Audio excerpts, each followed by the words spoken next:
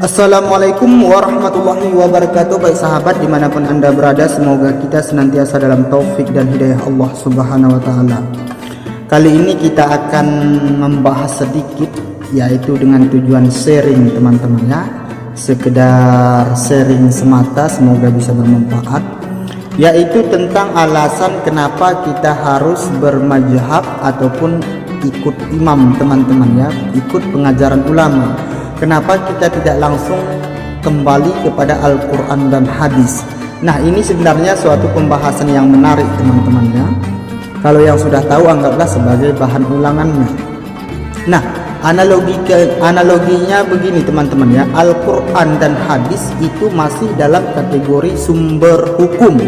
Dia belum suatu hukum, ataupun Al-Quran dan hadis itu masih dalam bentuk sumber hukum. Kapan dia menjadi suatu ketetapan hukum?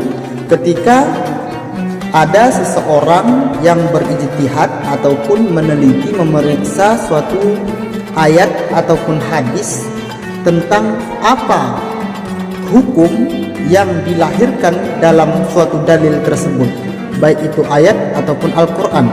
Apakah dalil tersebut berbicara tentang larangan atau perintah dan lain sebagainya.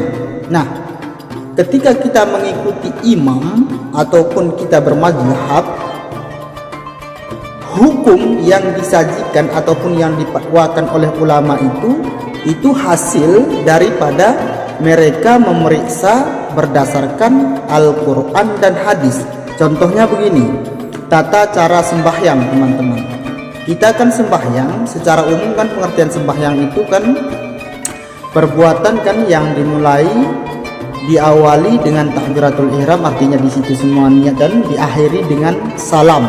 Nah, ketika kita melakukan sembahyang, membaca Al-Fatihah, membaca ayat pendek, kemudian tasbihnya, kemudian 3 kali tasbihnya, itu kan lain-lain hadisnya teman-teman. Untuk petaslis lain hadisnya, arti petaslis kan untuk ketiga kali, misalkan subhana rabbiyal a'la wa bihamdi, untuk ketiga kalinya itu lain hadisnya.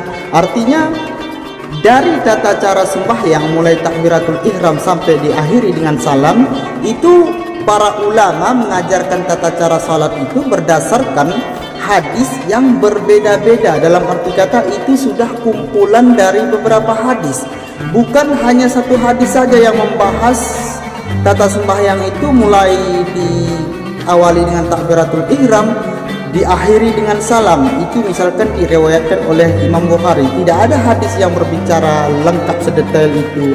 Makanya perlu namanya seorang imam ataupun ulama mujtahid yang memang ilmu mereka itu sudah mumpuni, sehingga ketika kita mengikuti imam mazhab itu kita sudah mengikuti hasilnya doang. Adapun tentang dalil kan kita kan sudah memaklumi, yang wajib kita ketahui itu kan hukum. Adapun sumber hukumnya, dalilnya, itu semua tidak wajib diketahui. Kalau sungguh wajib diketahui, bayangkan tata cara sembahyang saja yang kita sebutkan tadi, diawali dengan takbiratul ihram, diakhiri dengan salam, berarti Anda harus menguasai yang untuk 3 kali kita baca tasbih dari mana, kemudian untuk kita baca ayat hadisnya dari mana.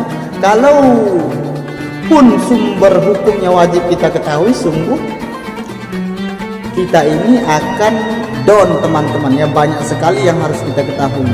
Makanya ketika kita sudah mengikuti ulama ataupun sudah mengikuti imam ataupun kita sudah bermadzhab, itu kita tinggal mengambil hasil teman-teman. Jadi begitu ya. Kalau Anda misalkan mampu ingin berijtihad sendiri, ingin memeriksa sendiri, ya silahkan kau pelajari hadis, kau pelajari ayat, kemudian cabang-cabang ilmu lainnya seperti ilmu nahwu, ilmu saraf, usul fiqh dan lain sebagainya, itu harus Anda kuasai. Bayangkan mungkin bagi kita ini butuh puluhan tahun untuk bisa menguasai Al-Quran dan hadis. Itu bayangkan begitu lamanya. Tapi kalau dengan kita ikut imam, ya kita tinggal belajar tentang hukum-hukum saja, tinggal kita ikuti tata cara ibadah, tata cara sembahyang.